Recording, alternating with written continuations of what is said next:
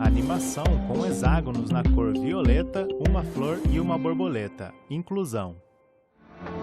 Hoje eu não tô bem, tô meio bagunçado. Não me julgue, por favor. Senta aqui do meu lado. Hermes Dizem, Coelho, é locução. loucura. Não me perguntem quem eu sou. Vocês dizem que eu sou doente mental. E é tudo que vocês devem Imagens, saber de mim. arquivo TV Senado. Afinal, Foto em preto e branco de uma criança deitada e moscas sobre ela. Eu tô aqui há 17 anos, porque eu tô aqui, porque meu pai, Henrique, me abandonou aqui. Porque meu time espancou, me olhou na rua, por você me conheceu. Eu tava deixando medão que nem cachorro. É que eu matei o Luiz Antônio Martins, que era, ele andava com um falso PO. A reforma psiquiátrica foi aprovada há mais de 20 anos, Solange mas Calmo, desde jornalista. então pouco mudou na vida dos pacientes mentais brasileiros. Esse é um dos grandes desafios que o novo governo terá de enfrentar. Como resolver a situação dos quase 200 hospitais psiquiátricos em atividade, que somam hoje cerca de 13 mil leitos. Alguns deles, porém, oferecem atendimento precário. A partir da reforma, os manicômios foram sendo fechados. Os relatos documentados de tratamento cruel aos pacientes psiquiátricos eram abundantes. Pessoas doentes, tratadas como prisioneiras de campos de concentração. Pessoas com sofrimento mental eram consideradas incapazes e perigosas, o que não é verdade.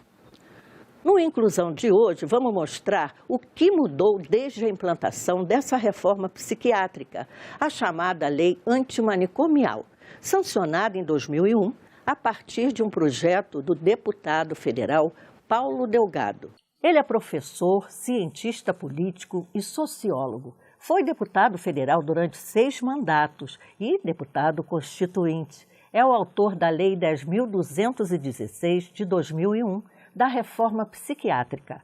A lei trata da proteção e os direitos das pessoas portadoras de transtornos mentais e redireciona o modelo assistencial em saúde mental. Eu estou falando do ex-deputado Paulo Delgado. A lei encontrou muita resistência por parte do sistema de saúde mental da época, né? Mas na verdade havia o SUS na época era chamado INAMPS. Paulo Delgado, assim. O INAMPS professor, cientista político e sociólogo. O INAMPS tinha uma forma de remunerar a internação e quanto mais tempo a pessoa ficasse internada, mais o hospital ganhava. Então era um problema de hotelaria ruim, com remédios ruins, diagnósticos apressados, sem ouvir direito o paciente. O poder de internação era da família, ou de algum adulto que se responsabilizava, às vezes até da polícia. Quando alguém entrava em surto à noite, era o corpo de bombeiro que era chamado. E isso provocava problemas no bairro, na família, assustava o paciente. Não porque ele estava em surto, mas porque ele estava com medo. A lei da reforma psiquiátrica vai completar 22 anos agora, em abril. Como o senhor avalia hoje a implementação dos princípios originais da reforma psiquiátrica? Olha, a transição do modelo fechado para o aberto começou. Está bem avançado. Ou seja, o hospital psiquiátrico fechado, o manicômio, não predomina mais. Então, hoje predomina o outro serviço aberto. Mas os recursos não migram de maneira fácil. Há governos que travam a migração do recurso do sistema fechado por aberto. Porque o sistema hospitalar é muito forte. É uma instituição fechada, os hospitais. Não são como quartéis, mas agora que estão melhorando. O médico psiquiatra e psicoterapeuta Augusto César Costa foi gestor de todo o sistema e diretor de um hospital psiquiátrico da Secretaria de Saúde do Distrito Federal. Ele faz um balanço das práticas adotadas no tratamento das pessoas com transtornos mentais, destacando a importância dos médicos pioneiros Philippe Pinel e Franco Basaglia. Historicamente, as práticas de tratamento para os transtornos mentais foram ineficazes e muitas vezes cruéis. Como o senhor avalia essas práticas, doutor? Acho que a gente tem que voltar um pouco até Augusto César Costa, psiquiatra. Para poder contextualizar essas práticas. A Assembleia Nacional da Revolução Francesa indicou Philippe Pinel para intervir em duas instituições, Bicêtre e Salpêtrière. Isso, então, no final do século XVIII, o Pinel foi encaminhado a essas instituições. Então, ao chegar lá, o Pinel tentou, como um primeiro trabalho dele, separar o que é que era social e o que é que era mental. Então, por quê? Porque essas instituições, elas abrigavam mendigos, pessoas abandonadas, pessoas com transtorno mental, pessoas que tinham problemas com a justiça, toda sorte de desvalidos que provocavam muito tumulto nas ruas de Paris à época. Mas foi o italiano Franco Basaglia, já no século XX, que promoveu uma revolução na psiquiatria, né? Quais eram as principais propostas? Já no começo da década de 60, ele formulou um trabalho onde ele apontava, certo, a necessidade do tratamento em liberdade. Então, já com a perspectiva da superação do hospital psiquiátrico. Trechos do documentário Holocausto Brasileiro, da jornalista Daniela Arbex. Fundo Preto. Criado em 1903, o antigo Hospital Colônia viveu uma história de extermínio entre 1930 e 1980. Encaminhados de trem, os pacientes eram esquecidos dentro do hospital. Mais de 60 mil pessoas morreram aqui. Fotos em preto e branco dos pacientes no pátio do hospital. Quando eu tive acesso às fotos feitas dentro desse hospital em 1961 pelo Luiz Alfredo, autora do livro eu fiquei tão Holocausto impactada Brasileiro, que eu não vi nenhuma daquelas fotos no hospital. Todas aquelas imagens me remetiam a um campo de concentração. E o fato de a minha geração não saber nada sobre essa história me deixou muito indignada. Como é que uma história como essa, como é que uma das maiores tragédias do Brasil acontecem diante dos nossos olhos e a gente não sabe nada sobre isso? Eu dei alguma crise assim, Elza Campos não tinha Silva, remédio para levar no médico, Oliveira. Aí me internou. Nós ia lá no mato para pegar capim de lixo cheio de formiga para botar num colchão. O colchão era assim, era um colchão assim de pano. É como se a memória deles, afetiva, tivesse parado no momento do abandono. Eles tivesse sido congelada ali, no momento do abandono, quando os pais deixam eles ali e nunca mais voltam. Quando os sobreviventes puderam falar, é impressionante o impacto que isso teve dentro do Brasil, quantas pessoas se sentiram envergonhadas pelo tratamento que durante décadas e décadas foi oferecido para pessoas consideradas indesejáveis sociais, a forma indigna que o Estado brasileiro e que a sociedade brasileira trata e tratou essas pessoas, é uma herança que nos envergonha.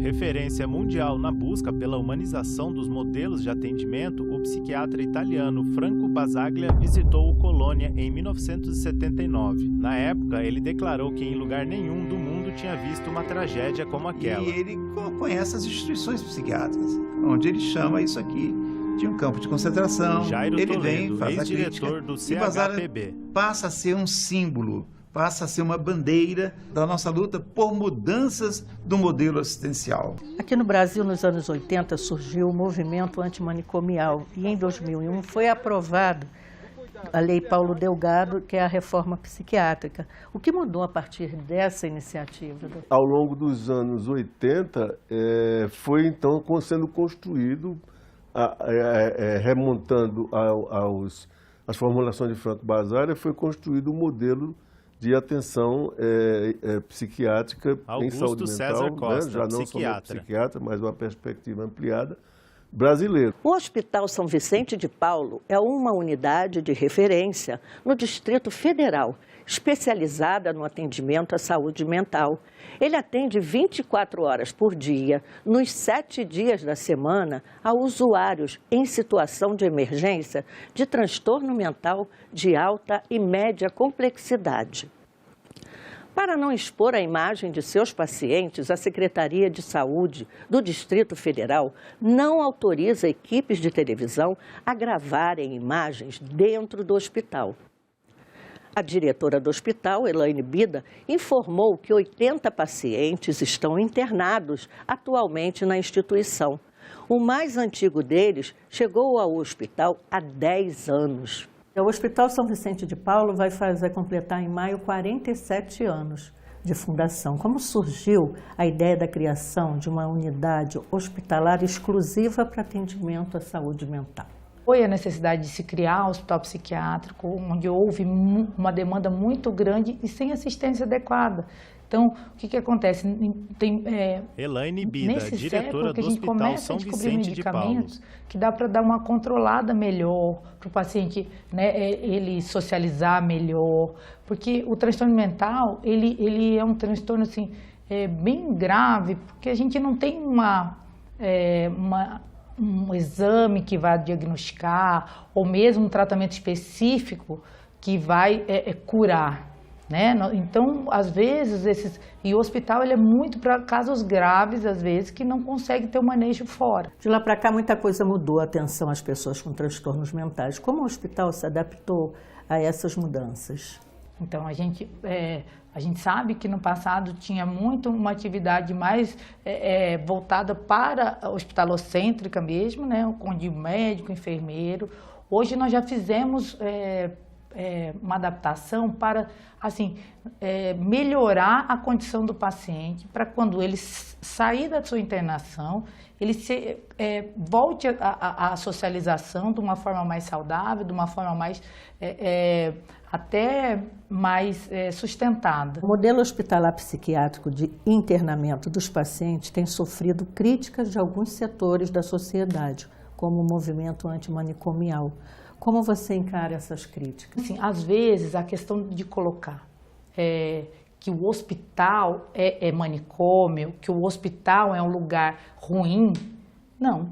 Ele tem que ver a indicação. Justamente, é importante ver assim, o porquê dessa internação.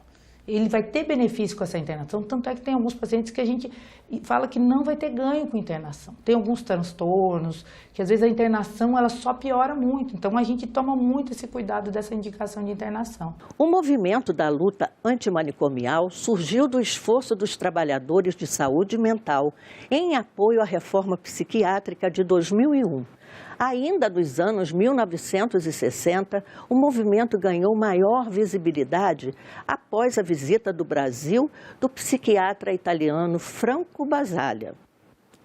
Israel Almeida de Oliveira, integrante do Movimento Nacional de Luta Antimanicomial, garante: tudo começou com Basaglia. Basaglia, ele é essa pessoa que começa a prestar um serviço humanizado para as pessoas de Oliveira, que estão em alguma condição de saúde mental, internada dentro dos hospitais psiquiátricos. E ele traz para o Brasil essa ideia, né, de um cuidado humanizado, de mais atenção para as pessoas em sofrimento psíquico. E através de toda essa mobilização dos trabalhadores da saúde mental da época, né, até chegar no encontro de Bauru, que acontece em 1987. Então, dentro desse encontro é deliberada a criação do Movimento Nacional da Luta Antimanicomial. Loucura não se prende! Pessoas manifestando com cartazes em mãos em prol da luta antimanicomial. Loucura não se prende! Quem está doente é o sistema social! Como você avalia hoje essas duas questões?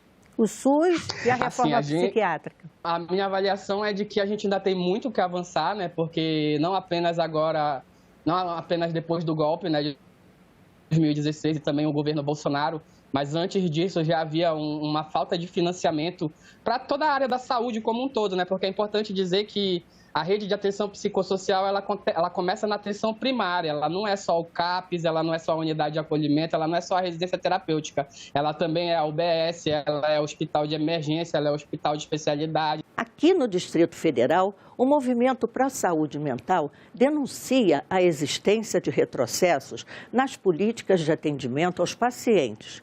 Para o movimento está em curso uma contra-reforma psiquiátrica. Eles citam 2 exemplos. Leitos em hospital psiquiátricos estão sendo retomados como prioridade no tratamento dos transtornos mentais, além da falta de apoio, a prioridade à rede substitutiva de atendimento, como os centros de apoio psicossocial. Quais são os projetos principais que vocês desenvolvem?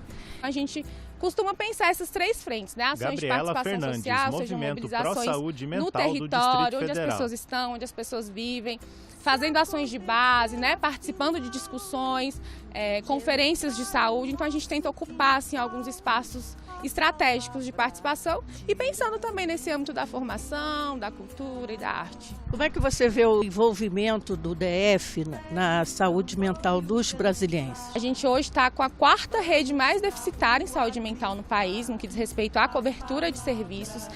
Então, isso porque é um cenário de muita disputa, então de muitos interesses, né? Acabam se investindo ali em mais serviços que fogem dessa lógica de saúde mental mesmo, e isso acaba desmobilizando um pouco. Fomos ontem no Hospital São Vicente de Paula e vimos que tem internos lá há 10 anos.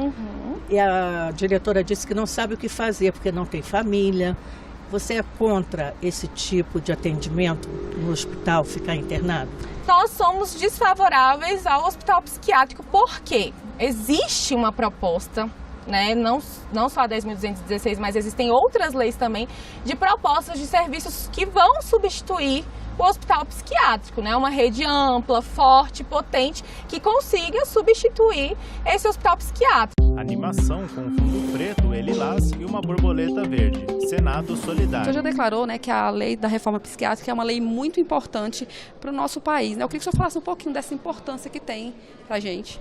Não somente a lei, mas a política de atenção à saúde mental Costa, dentro PT, do contexto Pernambuco, da reforma psiquiátrica e da saúde mental Humberto. no Brasil foram e são muito importantes, porque representa uma nova maneira de encarar a temática do distúrbio mental, né, dos transtornos mentais, garantindo inclusive a abordagem para o tratamento com absoluto respeito aos direitos humanos, às garantias individuais e a busca por resultados, a busca por eficiência, por eficácia.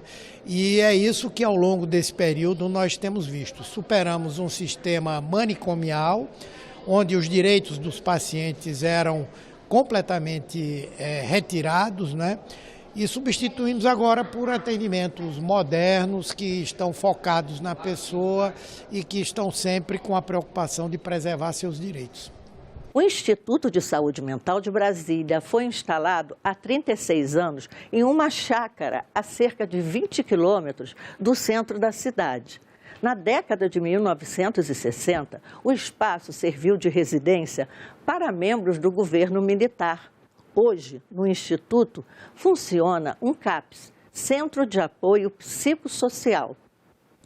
O lugar repleto de flora do Cerrado ainda conta com farmácia, salas para atividades em grupo, quadra poliesportiva, centro de convivência e tendas. Há ainda uma trilha e uma piscina de água natural. O terapeuta Fábio Nunes é o responsável técnico pelas atividades do CAPS e nos conta a importância dos cursos oferecidos no tratamento das pessoas com transtornos mentais. Hoje a gente tem a oficina Fábio Metamorfose, Nunes, supervisor do Instituto de Saúde Mental do Distrito Federal. Criativo, que também é outro espaço de convivência, tem o Yoga, que é das partes integrativas da saúde.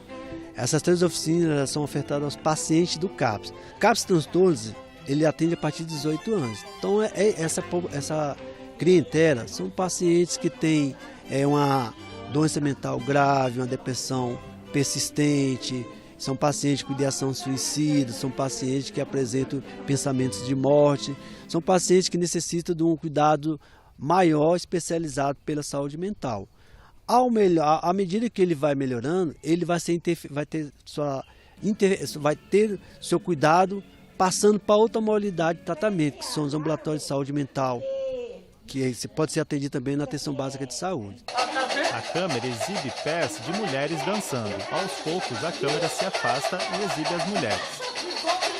A Metamorfose é uma oficina que a gente tem aqui, onde a gente faz vários trabalhos de artesanato. Hoje, especialmente, né, nós estamos fazendo o carnaval, né, e o bloquinho Lava Bunda, né, que está ali com a Bebel, ele é um subbloco do Metamorfose. Muitos chegam aqui deprimidos, ansiosos, não conseguem sair, né? E o objetivo da oficina é isso, é ressocializar. Aqui para mim é tudo, porque todo mundo, eu me dou bem com todo mundo, fico interagindo com todo mundo, então eles me tratam muito bem, cuidam bem de mim demais. Eu queria que você falasse a importância, né, das atividades aqui do Instituto de Saúde Mental para a vida desses pacientes. Vocês notam a diferença? Muito. Uma diferença muito grande e as oficinas conseguem resgatá-lo, né? Trazer para a realidade, ressocializar o paciente. Então, o convívio social é muito importante para o paciente da saúde mental, para a família, para a sociedade, porque vai tirar esse estigma que a pessoa que está numa doença mental é uma pessoa grave, perigosa, e a gente percebe que não, quando ele começa a fazer um tratamento de saúde mental, ele começa a participar de uma oficina. Não dá nada, se der coisa pouca, né? O que é esse banho de floresta? O banho de floresta é uma atividade terapêutica e ela acontece aqui no CAPS desde 2020, Cássia no início da Garcia, pandemia. Técnica de enfermagem. Ela é também chamada de Shirin-yoku no Japão. Ela ativa os 5 sentidos do ser humano. Então, cada uma aqui vai ter essa sensibilidade de contemplar a natureza e também aumentar a sua imunidade. Segundo os estudos no Japão, eles dizem que uma atividade de banho de floresta, ela dura 30 dias no organismo como imunidade, baixando a pressão arterial, ajudando num todo. Por quê? Porque o perfume que ativa o olfato das plantas são os óleos essenciais. O pessoal vem feliz.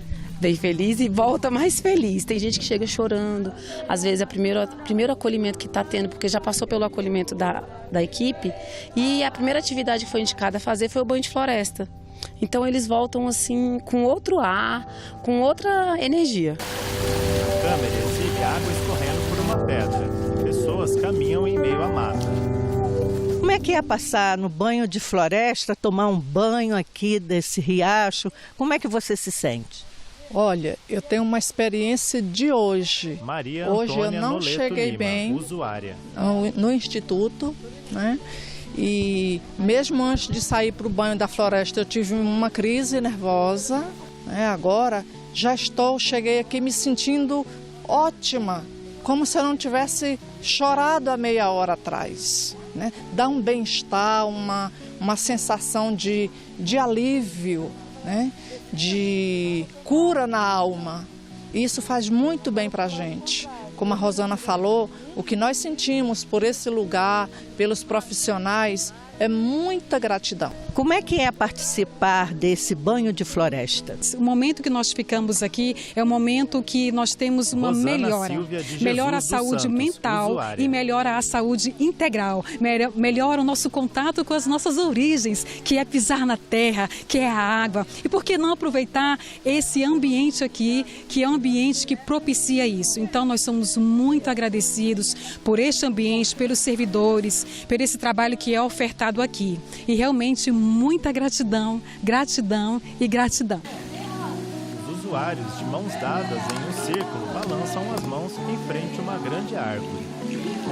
Há 20 anos que eu trabalho aqui no Instituto, quer dizer, do tempo que era Instituto Maria agora, né? Angélica Reguzoni, técnica de enfermagem.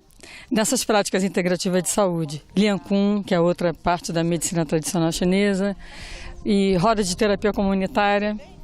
Então, faço parte de uma equipe que, durante a semana, fazemos o trabalho diretamente com os pacientes.